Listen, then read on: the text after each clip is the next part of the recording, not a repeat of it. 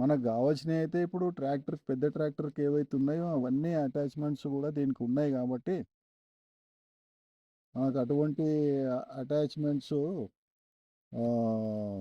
పెద్ద ట్రాక్టర్కు ఉన్న అటాచ్మెంట్స్ అన్నీ దీంట్లోనే ఉన్నాయి మనకు. మరి దీని ద్వారా మనము లబ్ధి పొందుతాం. మెయింటెనెన్స్ కూడా ఏమీ లేదు దీంట్లో. బ్యాటరీ ఛార్జింగ్ పెట్టుకోవాలి, నడుపుకోవాలి.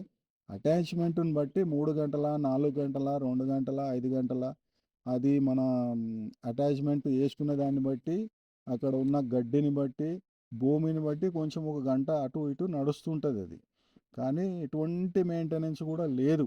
బ్యాటరీ ఛార్జింగ్ పెట్టుకోవాలా, బ్యాటరీ ఛార్జింగ్ పెట్టుకొని నడుపుకోవాలి. అది ఎవరైనా చేయవచ్చు. ఇప్పుడు వేరేదంటే డీజిల్ పోయాలా, పెట్రోల్ పోయాలా, ఆయిల్ పోయాలా, ఏదైనా అన్నీ పోసుకొని నడుపుకుంటేనే ఈ రోజులల్లో అవన్నీ నడుస్తున్నాయి. అదంతా మెయింటెనెన్స్. మళ్ళీ ఇంజన్ ఉంటుంది, ఇంజన్కు మెకానిక్ ఏదైనా ప్రాబ్లమ్స్, మెకానిక్ సమస్యలు ఉంటాయి. దీంట్లో అటువంటి సమస్యలు ఏమి లేవు కాబట్టి మనము రైతులుగా ఒక అడుగు ముందుకేసి ఇటువంటి వాటిని ఈ లేటెస్ట్ మోడల్ అని చెప్పొచ్చు.